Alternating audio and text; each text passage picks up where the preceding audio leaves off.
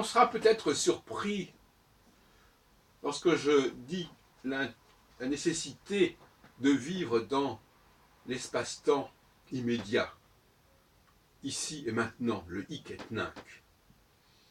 Parce que certains savent à quel point j'attache de l'importance au ressourcement, à la réparation, à la restauration. Ce qui implique évidemment d'aller voir dans un autre espace-temps, à une autre époque, une autre ère, un autre temps. Et effectivement, quand il y a pathologie au sens individuel, au sens collectif, au sens psychique, au sens physique, eh bien il faut remonter aux sources. Quand quelque chose s'est brisé, quand le modèle est abîmé, il faut retrouver le moule d'origine s'il n'a pas été, comme on dit, cassé. Donc, on voit bien toute l'importance qu'il y a dialectiquement à être capable de voyager dans l'espace-temps. Mais cela est réservé à une petite élite, je dirais. Et en effet, il ne s'agit pas, dans mon esprit, de valider ce que les choses sont devenues, de valider des corruptions, des décadences. Et par conséquent, il faut creuser dans le sous-sol, il faut creuser dans l'histoire pour prendre pleinement possession de cet espace-temps aujourd'hui. Cet espace-temps d'aujourd'hui ne peut pas, est inséparable de la maîtrise des sources. Dès lors que des signes inquiétants montrent à quel point la situation actuelle n'est pas idéale, n'est pas satisfaisante, et à quel point il y a une corruption à toutes sortes de niveaux, dans tous les sens du terme. Corruption des esprits, corruption des savoirs, des épistémés. Par conséquent, on comprend que l'humanité ait gardé et conservé les traces de son passé. Car c'est ce qui lui permet, en principe, de se ressourcer. Le rôle des Écritures, notamment, n'est pas tellement la question de croire en un Dieu ici et maintenant, ce à quoi je ne crois pas d'ailleurs spécialement. Mais je crois en revanche à des dieux, entre guillemets, qui ont instauré un certain nombre de choses. Et de façon extrêmement équitable d'ailleurs. Parce que si effectivement ils ont introduit une structure, notamment céleste, contraignante, un temps qui se déroule imperturbablement depuis des millénaires, avec ses cycles. Il ne faut pas oublier que ces cycles eux-mêmes comportent leur propre dialectique, et qu'il y a un moment où justement l'homme est invité, l'homme vire, homo, est invité à prendre ses distances par rapport à tout ce qu'on a mis autour de lui, tout son environnement, ou sa maisonnée, comme je dis.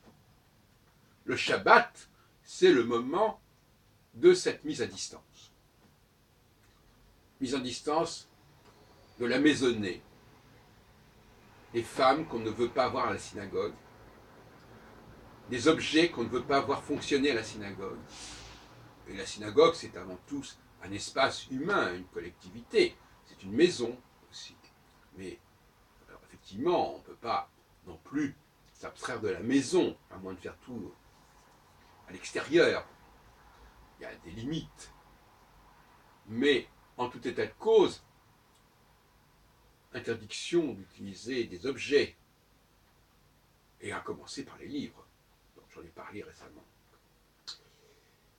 Mais il n'en est pas moins vrai que nous devons être capables de nous ressourcer, de ne pas utiliser des objets abîmés, des objets corrompus, des objets défigurés.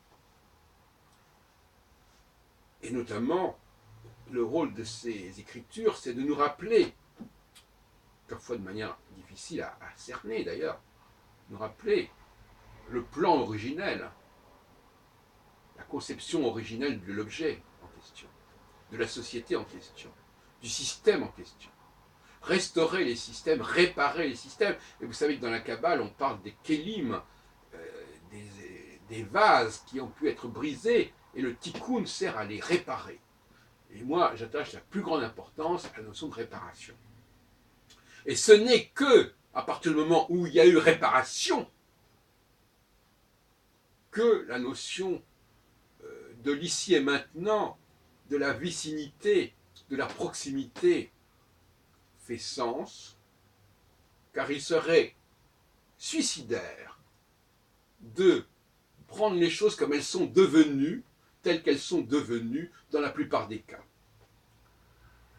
Car, et surtout, non seulement les faits eux-mêmes, qui ont pu être déformés, mais ce n'est pas tellement les faits qui sont déformés, c'est plutôt les discours, les idéologies, les comportements qui sont problématiques, et qui polluent notre société.